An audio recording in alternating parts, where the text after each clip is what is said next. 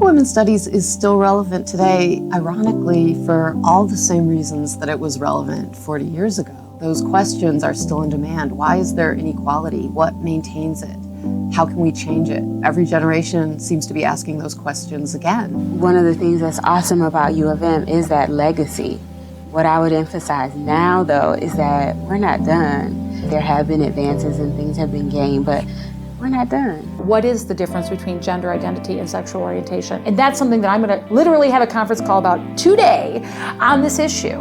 And we're struggling right now about how to express those questions in the most inclusive way possible. It's not just women, and why are men doing this to us? And they are all suppressing us. That's not true. That's not what we do.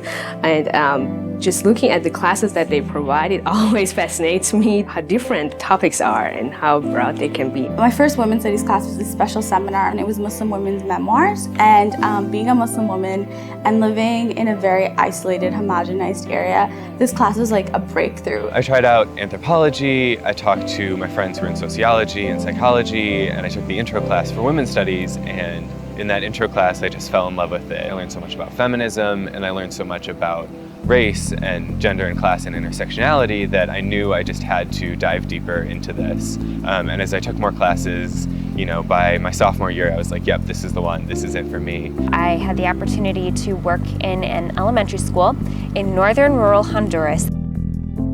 We also had an opportunity to work in the maternal clinic to see how childbirth and women's health in general is handled in a completely different cultural context with a completely different set of resources. We tend to think of biology as fixed, innate, unchangeable, when the simple story of testosterone, that it's a male hormone, that it's a sex hormone, that it's only about sexuality in men, is much, much more complicated. My research shows how context matters for how testosterone responds. So showing that biology is really quite malleable, and you realize how these issues infiltrate the rest of our world and our ideas of what gender is.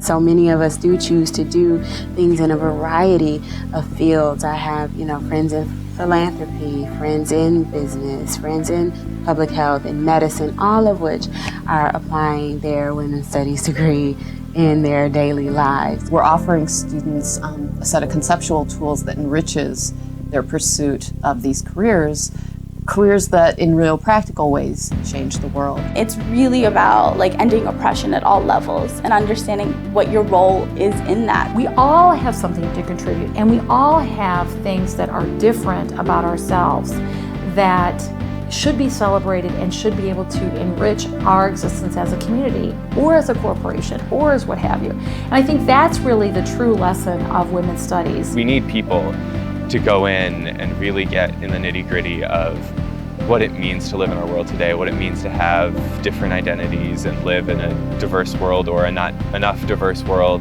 and to have that understanding so we can keep pushing for change. More diverse voices need to be visible so that people know that I'm feminine and that feminism looks like me, feminism looks like other women of color. That kind of struggle for meaningful coalition is the only way to kind of move social justice forward. It's not going to happen without those difficult conversations. And I think sometimes people look at the women's movement and think the fact that we've had those difficult conversations is a critique of the movement. I think to the extent we keep having those, it's a measure of our health, because those are the questions that need to get asked. And overall, I think we keep moving forward. And it's not quick, but it's progress.